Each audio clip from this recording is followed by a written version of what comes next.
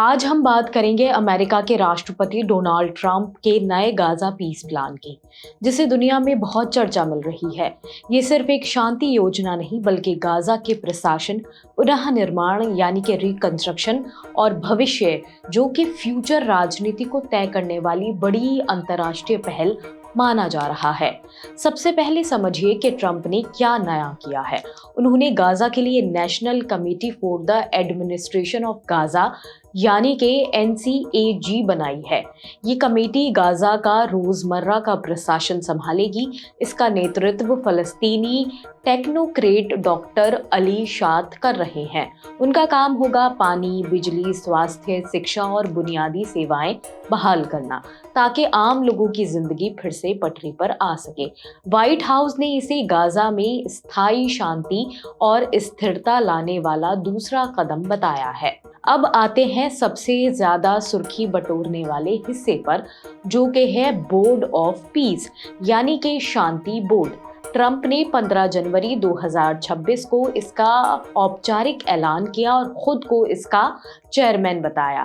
इसका काम होगा गाजा के लिए पैसा जुटाना, अंतर्राष्ट्रीय समर्थन बनाना और पूरे रिकंस्ट्रक्शन की निगरानी करना। इसमें अमेरिका, यूरोप, खाड़ी देशों और अंतर्राष्ट्रीय संस्थानों के बड़े चेहरे शामिल किए गए हैं, जैसे कि अमेरिकी विदेश मंत्री मार्को रूबियो, पूर्व ब्रिटिश प्रधानमंत्री टेनी ब्लेयर, वर्ल्ड बैंक के अध्यक्ष अजय बांग, ट्रंप के दामाद जेरेड कुशनर और कई बड़े सलाहकार।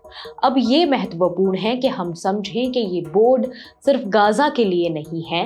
ट्रंप ने इसे एक वैश्विक संघर्ष समाधान निकाय के रूप में पेश किया है, ताकि भविष्य में दूसरे युद्धों और संघर्षों को भी हल किया जा सके।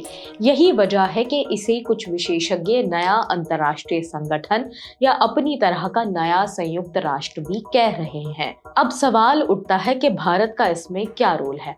अमेरिका ने प्रधानमंत्री नरेंद्र मोदी को इस बोर्ड ऑफ पीस में शामिल होने का न्योता दिया है। भारत में अमेरिकी एम्बेसडर सर्गियो गोर ने खुद ट्वीट कर इसकी जानकारी दी। रूस के राष्ट्रपति व्लादिमीर पुतिन और पाकिस्तान के प्रधानमंत्री शहबाज शरीफ को भी ये न्योता मिला है। फिलहाल भारत ने आधिकारिक तौर पर हाँ या ना नहीं कहा है, लेकिन ये साफ है कि अगर भारत शामिल होता है तो इसकी भूमिका सिर्फ राजनीतिक नहीं बल्कि आर्थिक और मानवीय भी होगी। लेकिन भारत ट्रंप के बोर्ड ऑफ पीस प्लान पर पूरी तरह सहमत नहीं है। हिंदुस्तान टाइम के सूत्रों के मुताबिक नई दिल्ली में इस योजना के कई हिस्सों पर आपत्तियां हैं। भारत को डर है कि आगे चलकर इस बोर्ड का इस्तेमाल कश्मीर मुद्दे में दखल देने के लिए किया जा सकता है। ट्रंप पहले भी दावा कर चुके हैं कि उन्होंने मई 2025 में भारत पाकिस्तान झड़प रुकवाई थी, जिसे भारत ने साफ तौर पर खारिज किया था। भारतीय पक्ष को बोर्ड के चार्टर के कई नियमों पर भी आपत्ति है। भारत मानता है कि ये मंच भविष्य में भारत पाकिस्तान विवादों को अंतर्राष्ट्रीय बनाने की कोशिश कर सकता है। इसलिए नई दिल्ली इस पीस प्लान में अपनी भूमिका को लेकर काफी सोच विचार कर रही है। हालांकि सिर्फ यही विवाद नहीं है, एक बड़ा विवाद पैसों के सवाल पर भी है। ब्लूमबर्ग की रिपोर्ट में कहा गया कि स्थायी सदस्य बनने के लिए पहले साल में $1 अरब देने पड़ सकते हैं, लेकिन व्हाइट हाउस ने इसे गुमराह करने वाली रिपोर्ट कहा। उनके मुताबिक बोर्ड में शामिल होने के लिए कोई न्यूनतम फीस नहीं है, बल्कि स्थायी सदस्यता सिर्फ उन देशों को दी जाएगी जो शांति में यकीन रखते हैं। यानी कि बोर्ड में शामिल होने के लिए सिर्फ पैसा देना जरूरी नहीं है, बल्कि देश को शांति और पुनः निर्माण यानी कि रिकंस्ट्रक्शन में सच में मदद करने की इच्छा भी दिखानी होगी। इसके अलावा ट्रंप ने एक गाजा एग्जीक्यूटिव बोर्ड भी बनाया है, जिसमें स्टीव विटकॉफ, जेरेड कुशनर, तुर्की के विदेश मंत्री हकान फिदान, UAE के मंत्री रीम अल हाशमी जैसे नाम शामिल हैं। ये बोर्ड NCAG की मदद करेगा और पॉलिसी, रिकंस्ट्रक्शन और सिक्योरिटी से जुड़े फैसले लेगा। यूं तो सुरक्षा के लिए अमेरिका ने इंटरनेशनल स्टेबलाइजेशन फोर्स यानी ISF बनाई है। इसकी कमान अमेरिकी मेजर जनरल के हाथों में दी गई है। उनका काम होगा गाजा में आतंकवाद खत्म करना, हथियारों को खत्म करना और मानवीय सहायता पहुंचाने वाले काफिलों की सुरक्षा करना। हालांकि ट्रंप के पीस बोर्ड पर इजराइल ने अपना रुख साफ किया है। यहाँ इजराइल की प्रतिक्रिया समझना हमारे लिए बेहद जरूरी हो जाता है।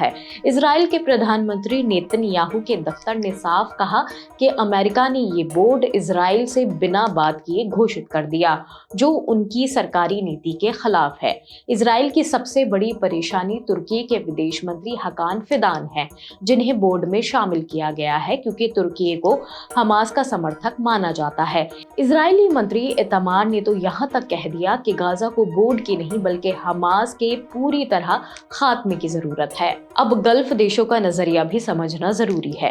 UAE और कतर जैसे देश मानवीय सहायता और पुनः निर्माण में भूमिका निभाने के लिए तैयार दिखते हैं, लेकिन वे चाहते हैं कि ये योजना पूरी तरह फलस्तीनी हितों का सम्मान करे।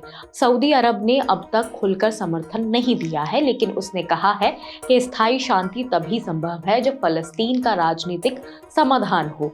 इस योजना का एक बड़ा हिस्सा ट्रंप का आर्थिक प्लान भी है। इसके तहत गाजा में नए आधुनिक शहर, उद्योग और रोजगार के मौके बनाने की बात कही गई है, ताकि लोग सिर्फ राहत पर नहीं बल्कि आत्मनिर्भरता पर जिएं। साथ ही ये भी साफ कहा गया है कि गाजा के लोगों को जबरन बाहर नहीं निकाला जाएगा। जो रहना चाहें वही रहेंगे और बेहतर जीवन पाएंगे। जो जाना चाहें वो अपनी मर्जी से जा सकेंगे। अब बड़ा सवाल ये है, क्या ये प्लान काम करेगा? इसके सामने 3 बड़ी चुनौतियां हैं। पहली, इजराइल और हमास के बीच भरोसा लगभग खत्म हो चुका है। दूसरी, तुर्की और इजराइल की आपसी दुश्मनी बोर्ड को कमजोर कर सकती है। तीसरी, अगर पैसा और सुरक्षा सही समय पर नहीं मिला तो NCAG सिर्फ कागज पर रह जाएगी। लेकिन एक बात तय है, ट्रंप का ये प्लान मध्य पूर्व की राजनीति बदलने की क्षमता रखता है। अगर भारत इसमें शामिल होता है तो ये भारत की वैश्विक कूटनीति के लिए बड़ा मौका होगा, और अगर पाकिस्तान शामिल होता है तो वो भी खुद को शांति मध्यस्थता के तौर पर पेश करेगा। आखिर में ये समझना जरूरी है कि ये सिर्फ गाजा का मामला नहीं है, बल्कि ये तय करेगा कि भविष्य में युद्ध के बाद पुनः निर्माण यानी कि रिकंस्ट्रक्शन कैसे होगा, कौन देश फैसला करेगा और कौन पैसा लगाएगा। इसलिए बोर्ड ऑफ पीस सिर्फ एक बोर्ड नहीं बल्कि नई वैश्विक राजनीति का मंच है। फिलहाल आपका इस मुद्दे पर क्या सोचना है हमें बताएं। ऐसी ही और खबरें देखने के लिए जुड़े रहिए ऑब्जर्वर पोस्ट के साथ। शुक्रिया।